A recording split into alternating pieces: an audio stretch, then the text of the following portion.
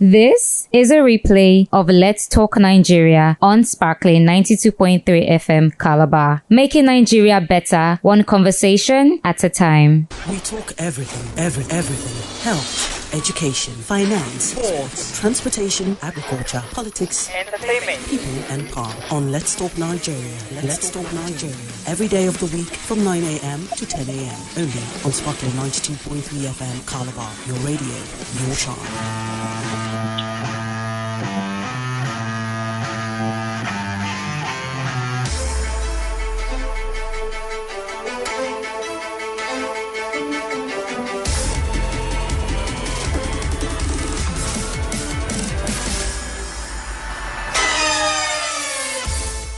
Good morning, Nigerians. Good morning, Crossoverians. It is a Monday, a motivated Monday edition of Let's Talk Nigeria, broadcasting live on Sparkling 92.3 FM, your radio, your shine, a radio particular about your shine. How are you doing today? Well, for the activities that we saw across the weekend, I hope they were productive for you. And heading into the week, what are the plans that you've got in ensuring that this week just goes as planned? But anyways, though, welcome once again. I go by the name Sina Williams Ojeka, and you've been here with us since 5 o'clock. We really do appreciate that. Today on Let's Talk Nigeria, we want to look at the pertinent issue, and it has to do with, we've heard about two different tariff hikes that we might be confronting. And the first one is the telecommunications tariff hike that the NLC and also the TUC will be right now deliberating on final plans if they should proactive means of relating this particular agitation to the government. And away from that, just yesterday or on Friday, we were hearing rumors of the fact that we might also get an electricity tariff hike. And just like Mr. John asked earlier on the newspaper review, he asked, are we supposed to pay all of this with the 70,000 minimum wage that they pay? Anyways, though, joining us on this conversation is Mr. Effiong Nyong. He is a public affairs analyst and a governance commentator, and he's also a journalist. Good morning to you, sir. Good morning. Good morning. Nice to have you here, sir. Before we delve straight into all these stories about tariff hikes here and there, would want to talk about our petroleum industry, because we hear that according to reports that we got this morning, that there are off-takes of petroleum products from the Port Harcourt and the Warri refineries. But like someone asked, why aren't we seeing that ripple effect on the prices of our petroleum products here in our filling stations? You see, Sini and Crossoverians, great pleasure to meet with you or speak with you this Monday morning. Yes, great. The issues around the petroleum pricing or the petroleum industry, if you like, in Nigeria is an interesting story. I will not say sad. Why is it interesting? Why will you say interesting? Why will you choose interesting instead of sad? All right, because so much of it is shrouded in secrecy. It's only the government and the NNPC people who know what it is they do. The NNPC we hear is supposed to be a public limited liability company, having government under President Muhammadu Buhari change it from Nigerian National Petroleum Corporation. It is now NNPCL. It's supposed to be a public limited liability company that only the government knows about. The public has no input, the public has no knowledge. The shareholding of that company, nobody knows. Everything is in secrecy. How much oil is produced in Nigeria, we don't know. How many is pumped to refineries in Nigeria, we don't know. How much quantity is sold, we don't know. How much of money they make from it, we don't know. Everything is in secrecy. And that's why it's quite interesting. Interesting also is the fact that the government subsidy gone. The statement, the infamous statement of Mr. President on the 29th of May 2023 is supposed to be the height of deregulation, making sure that the issues of the petroleum pump price of petrol is left at the supplier and buyer level of marketing and marketing of economics. But Government having deregulated the NNPC and the pump price, the NNPC and the pump price of petrol, government continues to dictate how much it will sell, how much it will not sell. Everybody expected that with the coming on stream of the Dangote Refinery, that we were going to have a change. That after all, if government say they are importing petrol from one place, it will land at a certain cost, landing cost, the differentials in forex and all of that is the reason why petroleum products are costly. But now that petroleum is expectedly pumped from the oil wells in Nigeria through the NNPC pipelines to Dangote Refinery, we expected that all of those encumbrances, all of those extra monies, all of those extra costs that they talk about, landing and uploading and landing and unpacking and freighting, all of those terminologies of fraud, which they tell us about, would have been removed. But no, typical Nigerian. So the prices still stay around the same price, whether they are uptaking from Warri Refinery, uptaking from Port Harcourt, but wherever they are uptaking it from, the prices remain the same. Okay. Irrespective of where they are pumping it from. So it's all very, very interesting. It's only in Nigeria that such businesses are done. Okay. Now, since you have looked at that, according to the Guardian newspaper, part of the stories that we have here is there's anxiety in the air because about 55 licenses that were granted to build modular refineries in Nigeria will be expiring this year. And I would want to ask you, what effect will that have in a projection of 2.06 million barrels per day that this current administration in this current budget had proposed? Again, another interesting story. Modular refineries. Several of these refineries owned by individuals exist in the Niger Delta. And they are not called modular refineries, they are called illegal refineries. Illegal refining, illegal petroleum, but these refineries exist, owned by individuals and are up and running. Anytime the Nigerian government or officials run into any of those refineries, they burn them down. So when they talk about refineries, licenses expiring, licenses not expiring, what are they telling us about those refineries that are running without any licenses? What we have in our country is very interesting. A country that has refused to grow, a country where some individuals have become monsters and they stand as cogs in the wheel of progress. In other plants, if there are refineries that individuals are setting up, what government will do was enter those refineries, give them standards, get them to pay tax, and get them to join and produce for local consumption and possibly for export. Charge them the correct fees. But no, in Nigeria, we'll burn down those refineries because we term them as illegal and now proceed to use very scarce foreign exchange to import so that we'll make money through landing and uplanding and low landing and overlanding costs. And that's all that's going on. People are just positioned at different corners of the petroleum industry to make money. So the issues about modular refineries, where licenses are expiring or not expiring, it makes no meaning, Sini. We should be able to understand that it makes no meaning because the government of the day is not interested. Could this be the reason that it is also not interested? Okay, pardon me, sir. Could this be the reason, or can we put this as a reason why the Dangote Refinery has decided to reduce its petroleum product price from what it was to now 890 naira per litre? Now, all of those, you see, whether they reduce the price or not, only God knows. But when you get on the road, what you buy is the same. So you ask yourself, what all of these changes, the reduction in prices that we hear about, where does it exist? Move from one point or the other on the streets of Calabar, on the streets of Ikom, on the streets of Ogoja, any filling station that is selling, find out how much they sell. Ask the bus drivers and traders, those that supply the road, even private car owners, how much they buy. A lot of people don't go to work anymore because they don't go to work more than 2 or 3 times in a week because the cost of pump price of oil is about 1,200 naira per litre.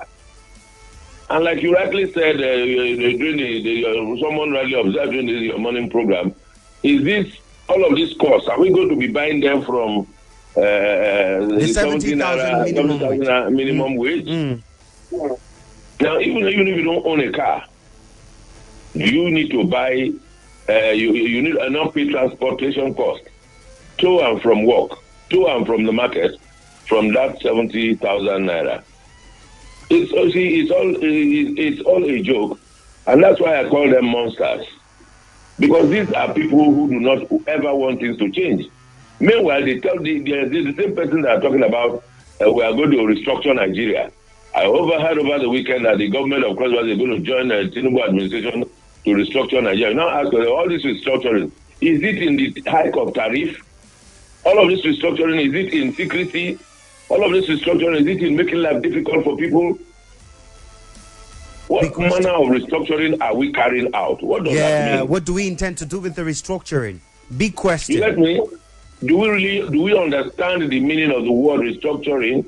In what sense? In what context? How do we define them? Where do we place them? They just go about believing that every other person they see on the street is an idiot. So they just say whatever they say. After all, whether you hear them or not, whether you like it or not, you can only shout like Effiong Nyong will always shout. You can talk like Effiong Nyong will talk. They will always have their way. But we will not stop talking. We'll keep drawing the attention, of course, importantly, draw the attention of the public to let the public know that these people that are running our government at the state level, at the federal level, at the local government level, do not like us. Because all of them are living large. And they bring peanuts and they want us to clap for them. I mean, let me tell you a story. Yes, there's an Okada ban in crossover state. But people like us that move around, we move around in all sorts of means of transport. And I was engaging an Okada rider. I asked him, how much is this your Okada now? I said, this Okada used to be 150. Oh. What is 150? Is there 150,000 naira they used to buy? I said, so how much is it now? I said, right now it's about 1.2 million naira. Now, Sydney. Yes, sir. If in 8 years, or 9 years, or 10 years, between the Goodluck Jonathan administration and now, an Okada, a motorcycle, a motorbike, Alalok as we call it there, we used to sell for 150,000 naira, now sells for 1.4 million naira in Calabar. Where on earth is the average Okada man going to get money to buy?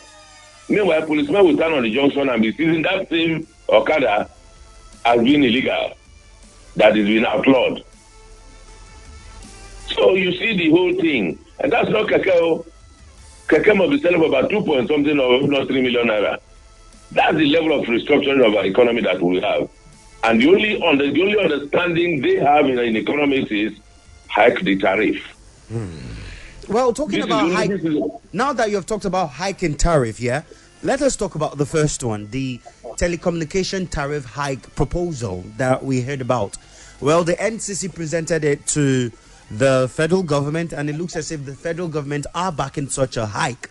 Now, let us look at the hike. For years now that these companies have been in existence, we've not heard of this level of hike. So if they are saying because of maintenance of business, cost of maintaining and running the business, we would want to improve or increase our tariff, don't you think that is a way to go for those in the telecommunication business? Well, I would say that, yes, I will personally back the telecommunications companies to hike their prices. Because the cost of everything is up, the cost of taxes are up, the cost of maintenance or maintaining their cell sites are up. The regulatory agency is not looking at having community cell sites. Every telecoms company has its own cell sites scattered all over the place. And all of those cell sites are powered by generating sets because there's no power, there's no electricity to power those things. All of them have their generators. There's no constant electricity. And the cost of running those generators are high. Okay. Not only the cost of diesel, they have to keep engineers that man those cell sites to make sure that when the generators go off, they will be refilled, they will be serviced, they will be made out to be all working. So I and you, I and you can communicate, I and you can get across to one another. And of course, the cost of bandwidth, data has to be high as well, because the cost of space is also costly. The internet connection is costly because everything is dollarized. So when they pay all of those fees, it is difficult for them to continue to run these services for the prices that they presently do. The cost of their offices in terms of rent is high. Everything is high. The cost of drinking water is high. beg your pardon. The cost of even drinking water is high. I understand.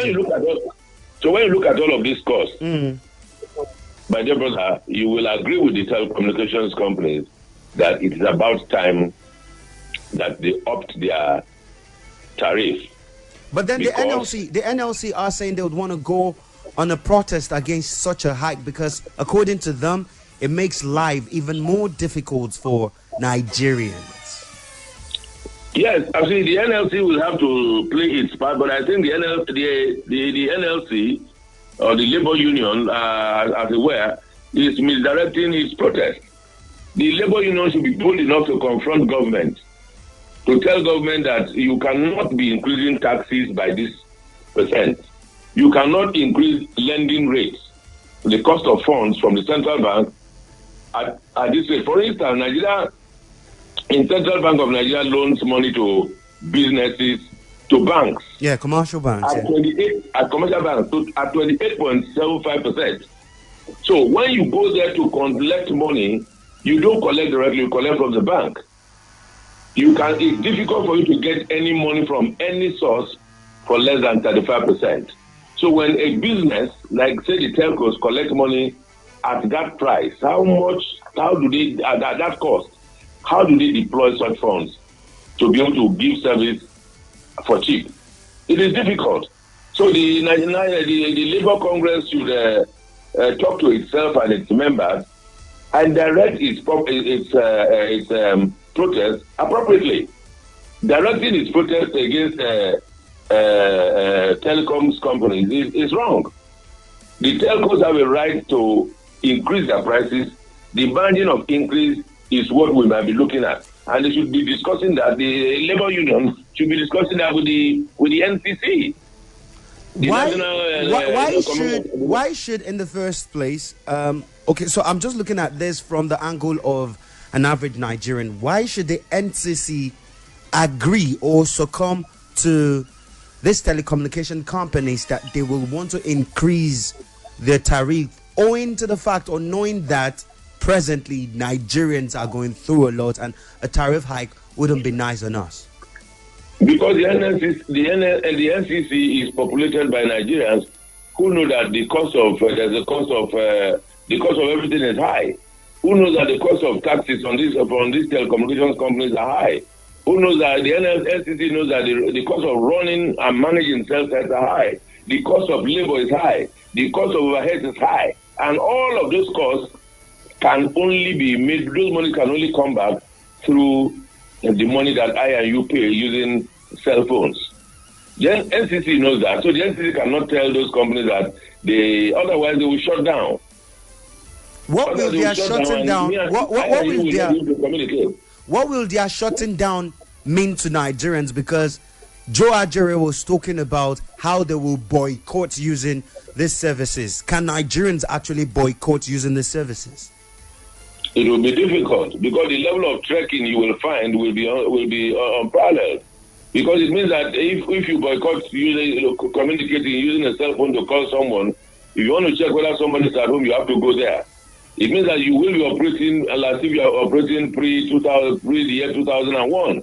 The way we lived before 2001 when the cell phones came alive. The way we lived in the days of Nitel, and for God's sake, Nitel was a nightmare. And Nitel is dead and buried. So it is not possible. The NLC is probably, it's just some bravado, which will not work. Because me and you know that we will communicate using cell phones. Whether the NLC is there or not, because NLC is not paying the money for me, it's not paying for you, it's not paying for anybody.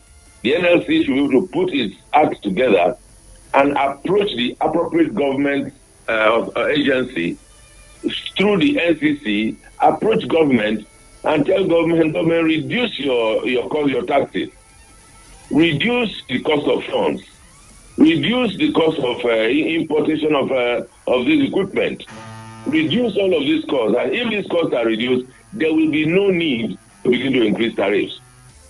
But you cannot tell somebody that all of these things are happening there and you are paying for everything and government is now asking you to do your business free. Unless governments want to choke the telecoms companies to death.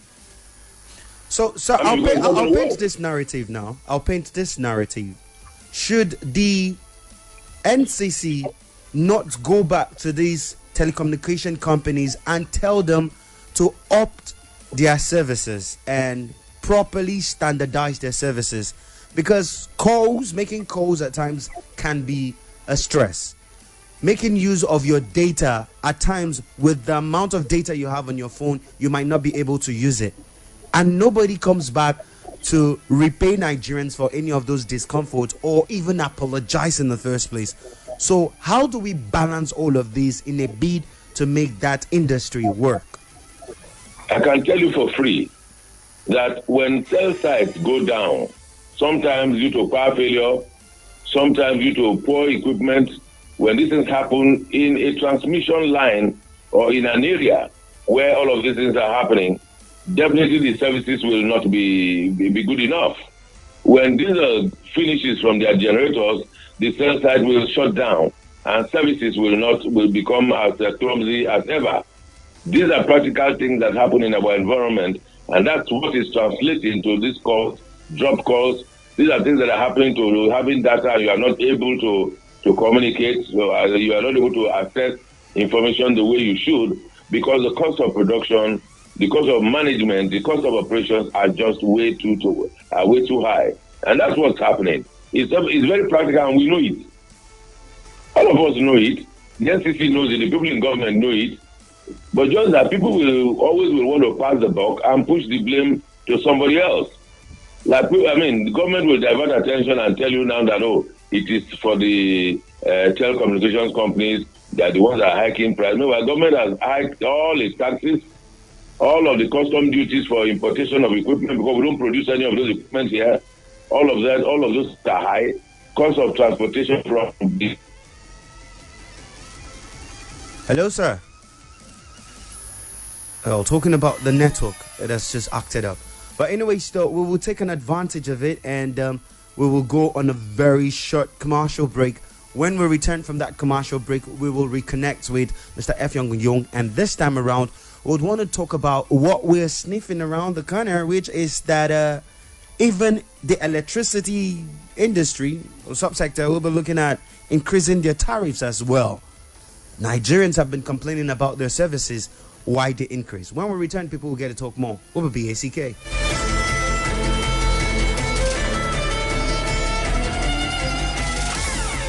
We talk everything. Health, education, finance, sports, transportation, agriculture, politics, entertainment, people and power. On Let's Talk Nigeria. Let's Talk Nigeria.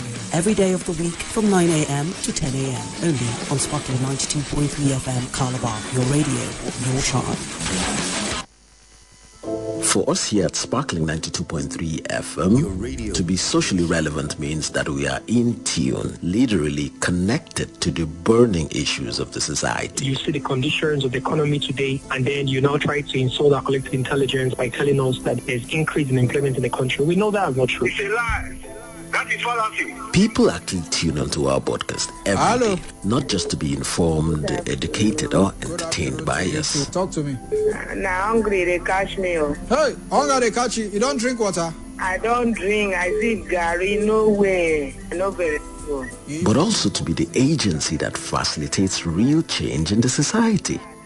I beg, I take God pay you. Tell my governor to pay us salary, minimum wage. I beg. Okay. Yes, sir. That's a responsibility that we recognize and take seriously. On Sparkling 92.3 FM, your radio, your shine. This is a replay of Let's Talk Nigeria on Sparkling 92.3 FM Calabar, making Nigeria better, one conversation at a time. We talk everything. Health, education, finance, sports, transportation, agriculture, politics, Entertainment, people and power on Let's Talk Nigeria. Let's Talk Nigeria. Every day of the week from 9 a.m. to 10 a.m. Only on Sparkling 92.3 FM Calabar. Your radio, your shine.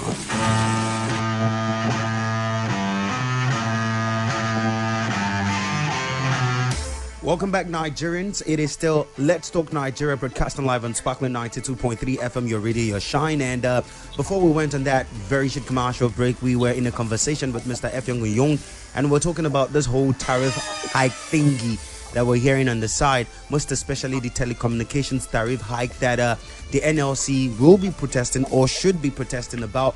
And away from that, we will also now be talking about the electricity tariff hike. Oh, we're hearing just rumors on the side, and we'll try to confirm it today. It's Monday. We'll try to see what the government intends to do with it. But back in the conversation with Mr. Effiong, we would want to ask if you want to pitch in right now. We've thrown open the lines for you to do just that. Call the number 0812 723 7060 or 080 923 0002. To both of those numbers will give you direct unrestricted access to us for us to talk. And while you're doing that, remember that you have just limited amount of time. But anyways, though, back to Mr. Effiong now. Mr. Effiong, electricity tariff hike, is it the way to go to? Well, you see, we already know that everything about this government is about taxes, multiple taxation, and all. Because the government and the managers of this economy in Nigeria today have little or zero capacity on how to generate funds and attract money to government. So the only thing they know is to squeeze the people.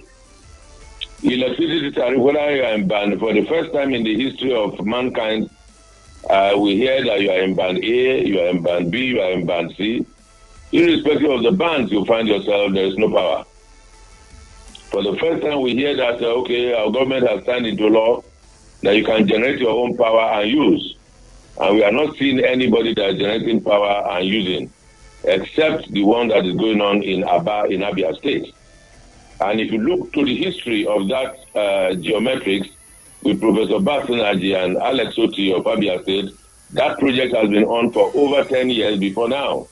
That project has been there a very long time, since when Alex Oti and Professor Basinaji, before the unbundling of the electricity regime in Nigeria. So, for all that goes on with our government at the federal and state level, it's a huge chunk of insincerity. People not being true to what they say. People just go on air, wear clean suits, clean their face, well shaven, and tell lies because they don't mean what they say.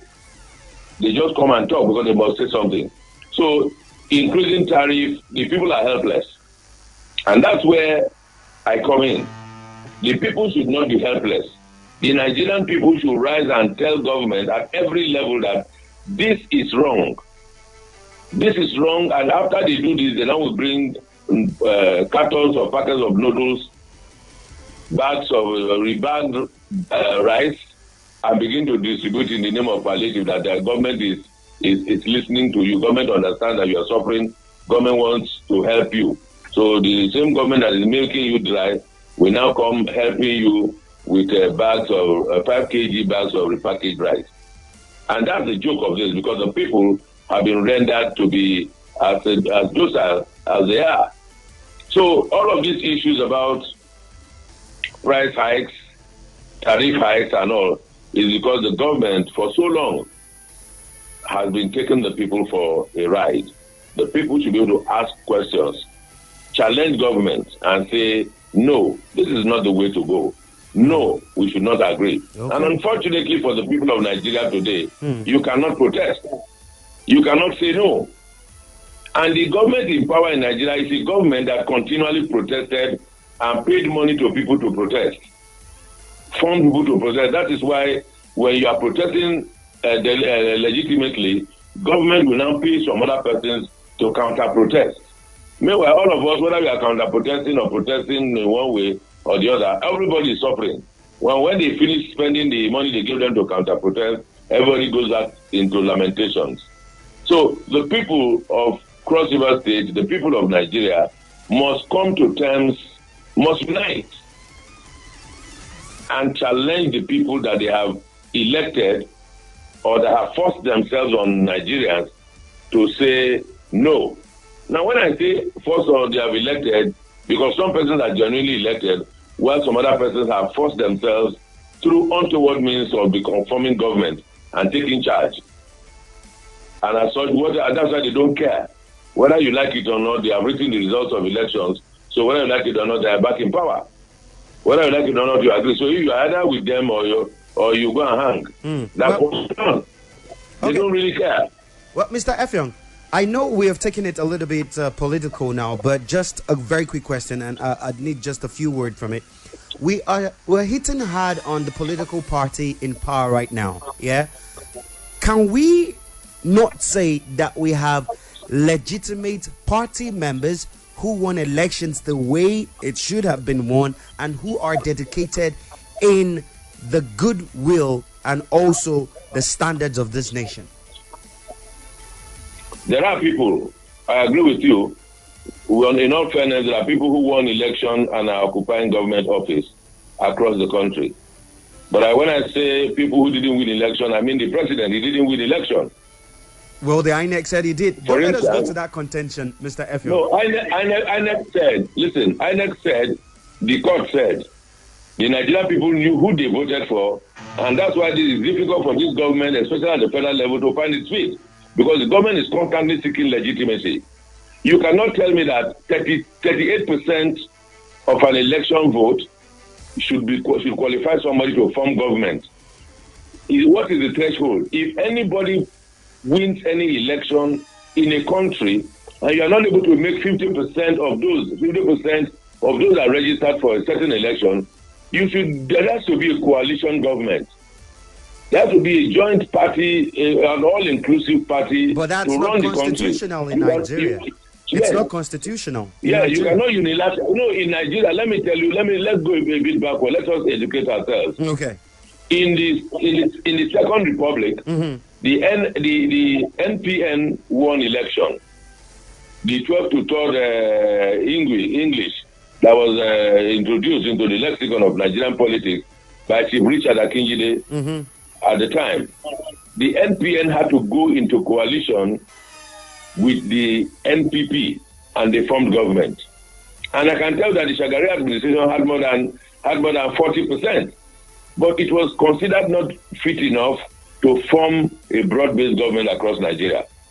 In the First Republic, the NCNC and the NPC, the Northern People's Congress led by Sir Ahmadu Bello, and the NCNC led by Dr. Nnamdi Azikiwe, formed a coalition and formed government at the federal level.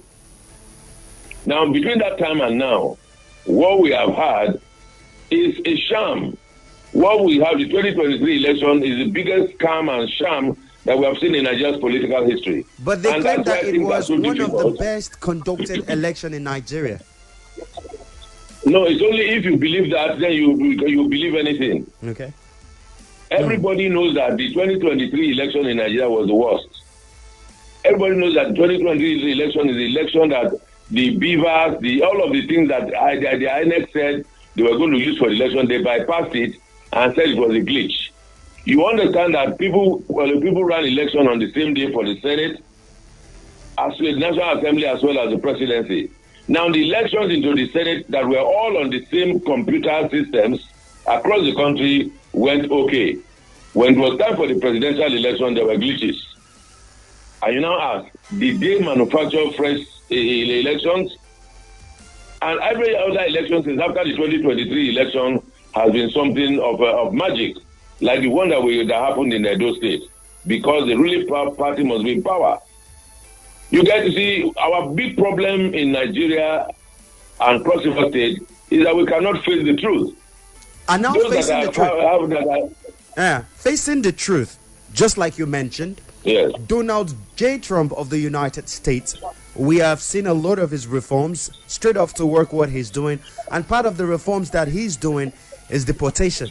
But before that deportation, he talked about how it is that African citizens are not holding their leaders accountable. Now, we are in 2025 where everybody is now woke. What should we be doing? But first, let us talk about what Donald J. Trump is doing in a bid to inspire Africans to hold their leaders accountable. How do we go with that? Now, let me say one thing. I want to congratulate Donald Trump for what he's doing in the U.S. Donald Trump's mandate is he wants to make America great again. And for him to make America great again, he decided to take on the immigration laws of the United States of America to ensure that people must have proper documentation before they are allowed to come into the U.S. Now, when Donald Trump has said that, the people of Canada have reacted. Yes. The Canadian President, Prime Minister reacted and said, if you give us sanctions for this, any reason, we also will place sanctions. Yes. The people in New Zealand have reacted. The people in Mexico have reacted. In fact, yes. Mexico has joined with Canada because they share a common border with the U.S. Mm-hmm. Can Nigerian government react? No, we cannot. We have to go beggarly because already we are owing American institutions, we are owing the American government, we are even world organizations that America is funding. Nigeria is owing everywhere. Nigerians are stealing money and taking it to the U.S. illegally, but Nigerian institutions cannot function. And because young Nigerians cannot face their governments, cannot hold their governments accountable, they are running to the U.S. America should deport those Nigerians that are gone run to the U.S. to come back and ask their governments to account. Nigeria used to be a great country. You get? And Nigeria still has the potential to grow into a great country. But Nigeria will not be great if all her young citizens are running abroad. True. Instead of confronting the demons in their homes, instead of confronting the demons in their government houses, they all run into the United States by all manner of means to go and occupy spaces that they were not planned for. Not planned for because they enter some of those countries illegally. What Donald Trump is doing, there's nothing wrong about it. Donald Trump is concerned about America. Let us be concerned about Nigeria. Let us ask our government why our schools are not working and the children... Thank you very much. Thank you, sir. Abroad. Where do we get to ask these questions? Because we're always talking about ask them, but we barely see them. So where do we get to ask these questions? I am asking the question through your radio station. Okay. Through this program that you have afforded me the opportunity to speak. Mm-hmm. So I'm talking to Nigerians, I'm talking to Cross Riverians in particular, to tell them that to ask government, hold government accountable. We should go beyond people coming to give you rights that they love you. Let government fix public schools. When we were going to school, my generation, we went to school with the children of our commissioners, with the children of Secretary to Government. True. The Secretary to Government at that time was Mr. Monjok, Anthony Monjok. Anthony Monjok was my senior at St. Patrick's College. We were in the same school. We ate the same food, we slept on the same bed, we played the same football, but today it is not so.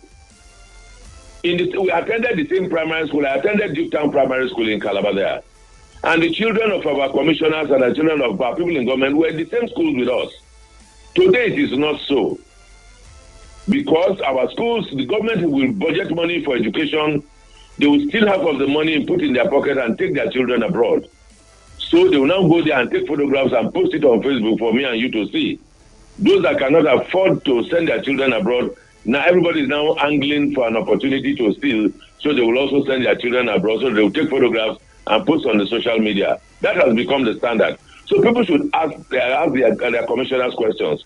People should ask their government questions. For instance, one of the biggest spaces in Calabar South that is used for campaign, that is a primary school.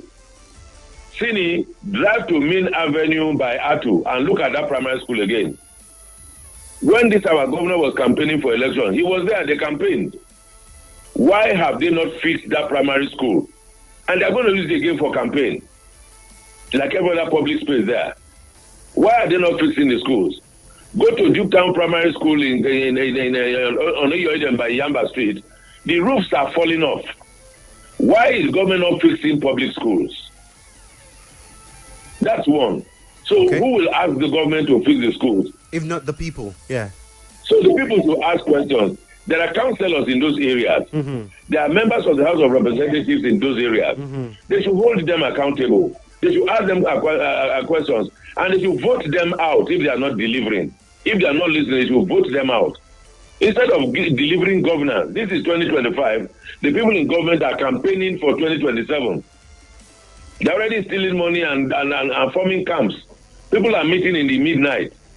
Roads are bad. They say they are doing. Somebody does repairs the culvert and posts it all over the social media, and they are doing wonderfully well, as if they have built a flyover. Okay. All right. So many things are just wrong. Drive through the marina in Calabar, from the marina resort through the marina, go through as if you're going to Hawkins. Check that whole area and ask yourself again: is this the ancient city of Calabar, the capital of Cross River State? The first capital of Nigeria. Yes. Why will it be so? Go to the old St. Margaret's Hospital. I met one of the grandsons of the first doctor consultant that came to St. Margaret, Dr. Baba. He was telling me about how his grandfather, how they established the stories that are surrounding St. Margaret. Look back at that St. Margaret's Hospital and ask yourself again, is this what it is supposed to be? Besides St. Margaret, there's one building to the right. My late uncle, God bless his soul, by Effiong Nyong, used to have his office there in that building when he was customary cost advisor. I met Sir Danley Alexander in that building for the first time when he was the Chief Justice of Cross River State. Look at that building again and ask yourself, is this what our monument should be like? People are not doing anything and the people are quiet.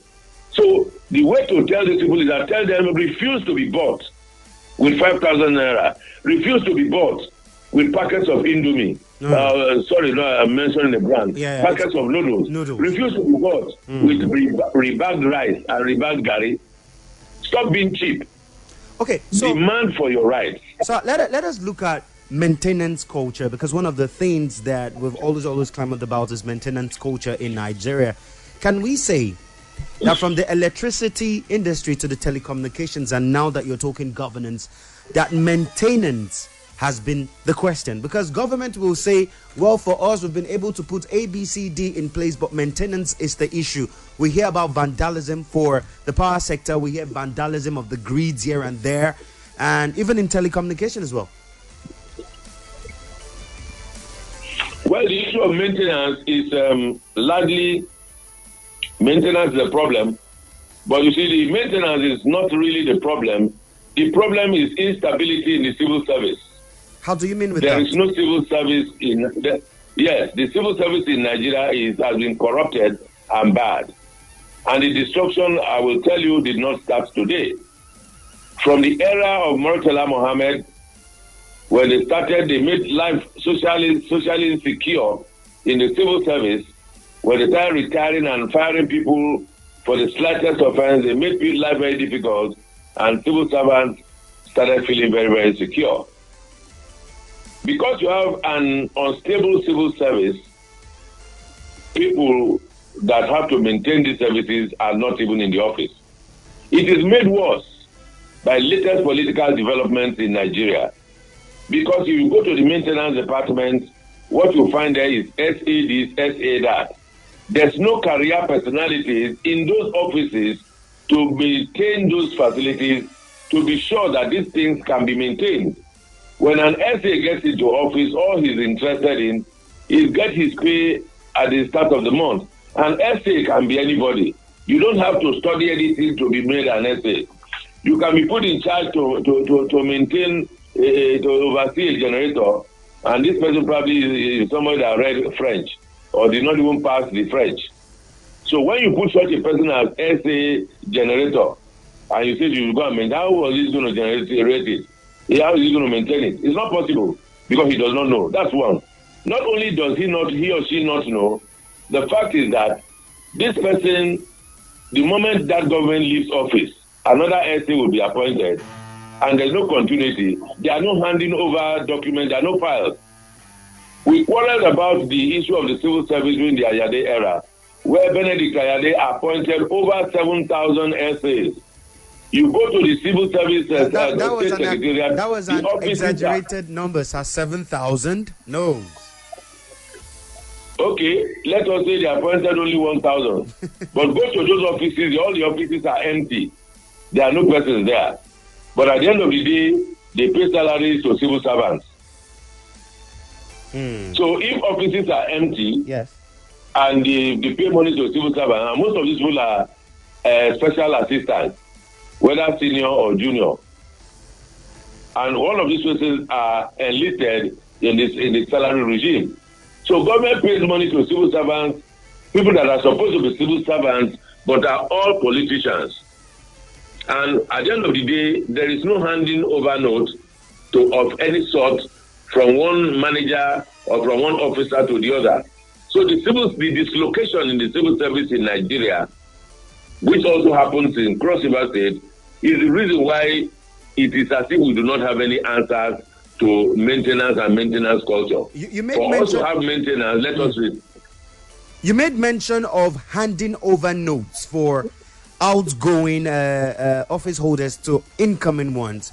What is the essence? Nigerians will want to know. What's the essence? Why should I hand over to you? Because we are talking about maintenance. If I'm occupying an office and I am supposed to be maintaining some facilities in that office, even as a storekeeper, I should be able to hand over to whoever that is coming in. I should be able to know that as a career civil servant, I have a career. I should be able to manage it because I know that at any time I can be called upon to give account.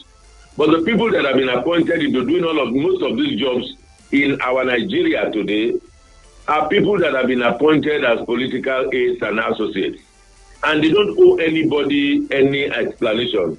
They are there to earn money because of political patronage and loyalty. And as such, for as long as those are the category of persons that we keep employing and giving jobs to, there can never be maintenance. We know the answer, we know the truth, but we will not just do it because it is not politically expedient. That is the truth. For anybody who knows that these things are not political. You said politically expedient. You said politically expedient. Why that word or why that phrase? Yeah, politically expedient because I need the government or the governor or whoever we want to appoint people that are loyal. And because he needs to appoint people that are loyal, he does not care whether the person knows it or not. You can, of course, you can go back to the issue of the local government appointment talk that has been in the news in Cross River State, for instance, where political officers, chairman, local governments are allowed to appoint SAs up to about 50 in the new bill. Now, if local governments are going to be appointing SAs up to 50 per local government, what will SAs be doing? All SAs are political appointees. It means that even every segment of our society has been penetrated and polarized by politics.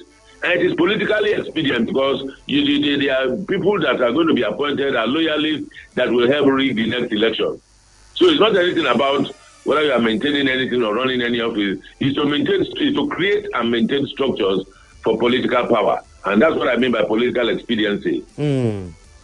All right, sir. 08093000022 or 08127237060. Our line has been open since, and we're still open to more of your calls.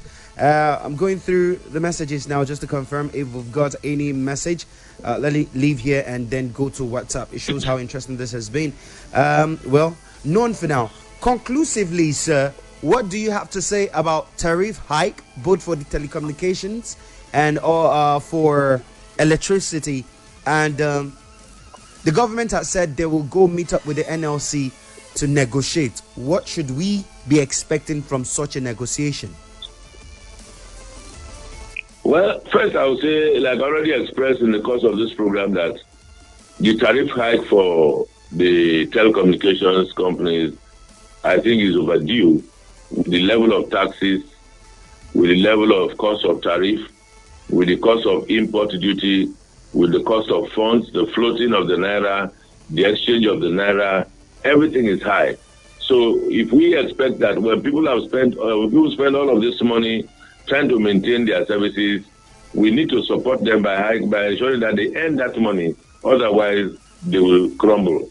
So if we do not want them to crumble, then we need to consider them and look at what their demands are and try to think about what to do to help support them by giving them that opportunity so that they can meet up. That's on one side. But the other thing that can be negotiated through the NLC and government will be the measure of the hike, the rate, how many percent, so that the telecommunications companies will be able to make some money, make some profit, and also not milk the people dry.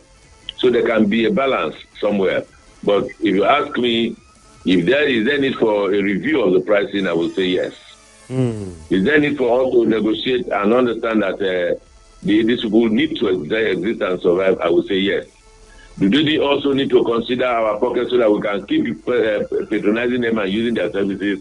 Yes. So that people can flash people less. So that people can make calls and not just flash and expect you to call them. I think we're going back to those flashing days, Mr. Effiong. You remember those days, and some people are very good with flashing.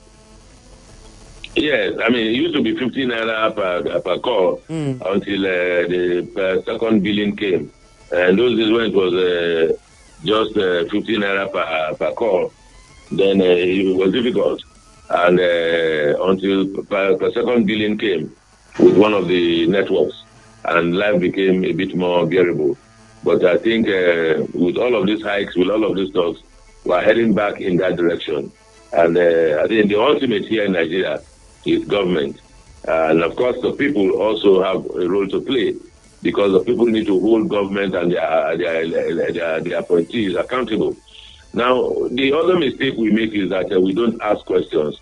And the issue of people being branded as being disloyal because the persons are asking questions, because the persons are complaining aloud, is also an issue, especially in a place like Cross River State, where the moment you speak, people tag you to be against government. No, nobody is against government. In fact, those of us that raise these issues are the best friend of government, because we tend to come out and tell the people and tell government the areas where they should look into, the areas where they should address to meet the people. We come through this means because, again, we do not have channels of reaching out to people in government. They will not even answer. So that's why we probably come here and speak and express ourselves, believing that some of their essays or SSAs will listen and report back to them, for us to see whether there's any way they can help ameliorate the situation in our society. Wow. That's the way it is. Well, Mr. Effiong, thank you very much for the wealth of wisdom that you've shared with us here on the show today. Thank you very much. We do appreciate you, sir. Thanks for having me. All right. Cross the variants, well, you've heard conclusively about the tariff hike for telecommunications. According to Mr. Effiong, it is needed, looking at the cost of maintaining these businesses. For the electricity, they say we should ask our government, why do we have the increment in taxes and what have you that has made it very difficult for businesses to maintain their services? Well, they've asked that we should hold the government accountable. If you're close to government, ask them questions. And if you have been engaged by the government, what are you doing correctly? And creatively, what are the measures that we might be seeing next from your office? This is where we draw the curtain. This is where we say thank you very much for being a part of us. Always interesting as usual, informative and also educational. Well, with the already curtain saying Nigeria's all asked to build, all hands on deck to ensuring this. I am Tina Williams, so Jacob, God bless you all and remain blessed.